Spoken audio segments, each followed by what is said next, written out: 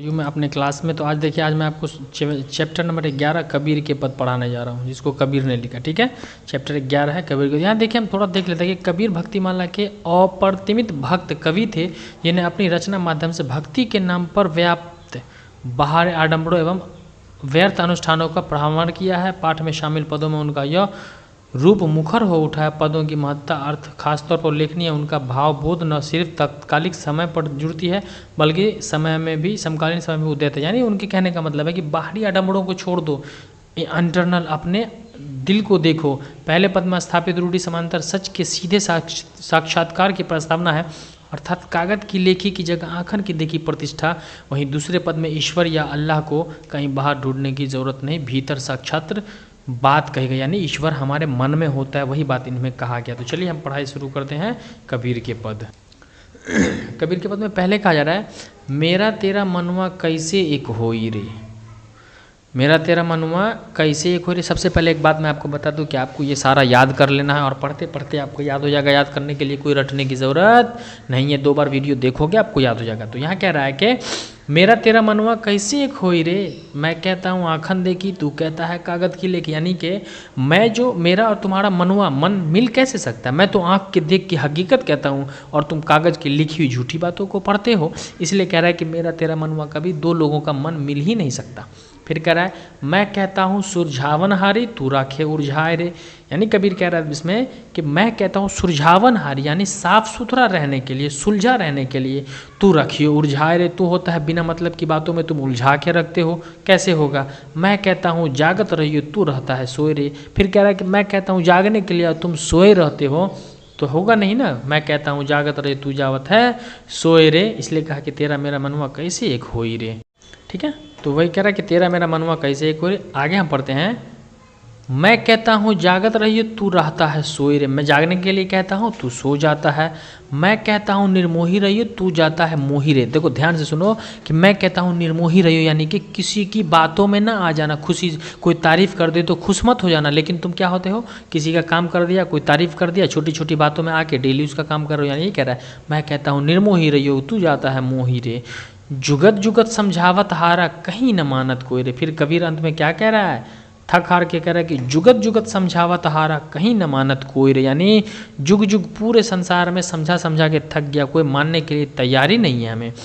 सतगुरु धारा निर्मल बाहे, वामे काया धोए रे। यानी सतगुरु धारा निर्मल बाहे, ये पानी जो बह रही है सतगुरु की धारा, वामे काया धोए रे। अपनी पवित्रता को अपना लो और अपने मन के मैल को धो लो।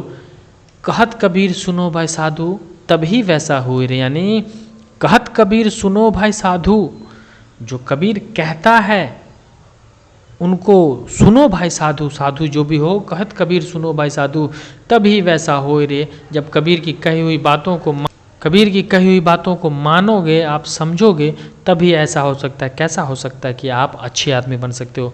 तो पहले पद में कबीर ने कहा कि मेरा और किसी भी व्यक्ति का मन एक हो ही नहीं सकता। क्यों? क्योंकि मैं आँख की देखी हुई कहता हूँ, वो किताब की लिखी हुई कहता है। मैं कहता हूँ बच के रहना, सुलझ के रहना, वो उलझ के रहता है। फिर कह रहा है कि मैं कहता हूँ जागने को, वो सो जाता है। मैं कहता हूँ किसी की बातों में मत आना, वो आ जाता है।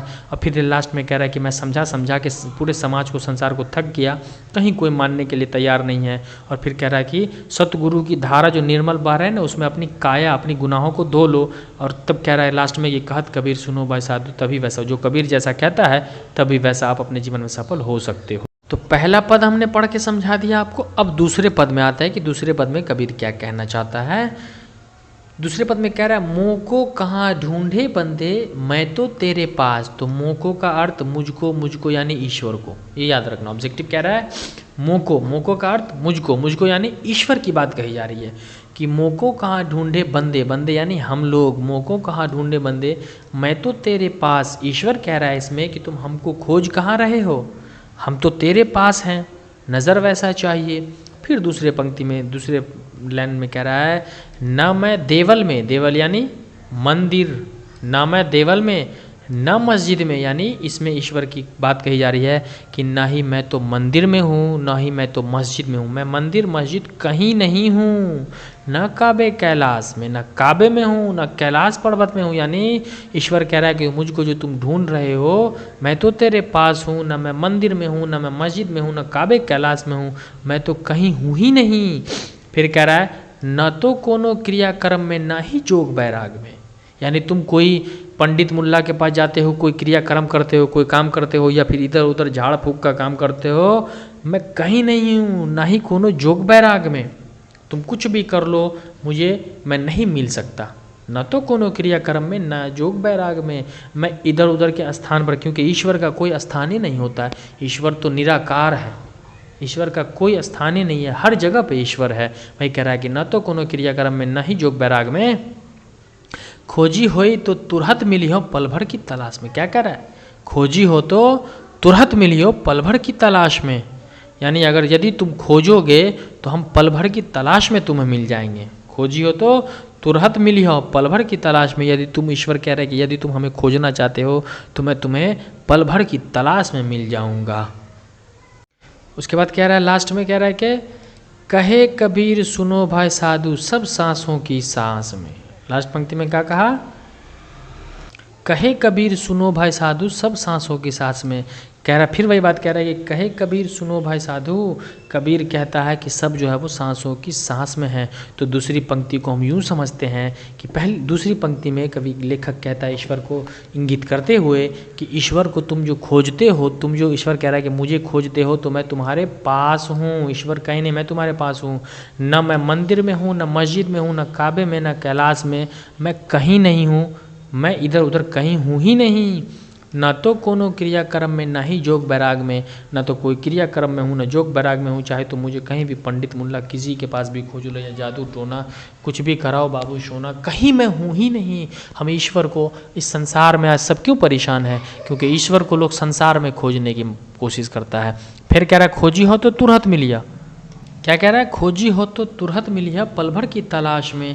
कहे कबीर सुनो भाई साधु सब सांसों की, खोजोगे तो तुरंत मिली। इसलिए याद रखना आप लोग सभी मेरे प्यारे बच्चों, ईश्वर हृदय में होता है। अपने मन को पवित्र रखो, अपने अंदर जलन नहीं होनी चाहिए।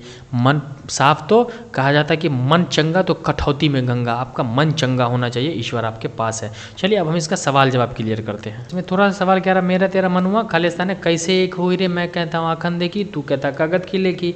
मैं कहता सुरझावा रहाड़ी, तू रहता उलझाव रे, है ना। उसके बाद उलझाव रे, उसके बाद आके मैं कहता हूँ जागत रहे, तू जावत है सोए रे। न तो कोनो क्रियाक्रम में, न जोग बैराग में, न मंदिर मस्जिद, न खोजी हो तो तुरंत मिलिए पल भर की तलाश में। तो ये क्लियर हो गया।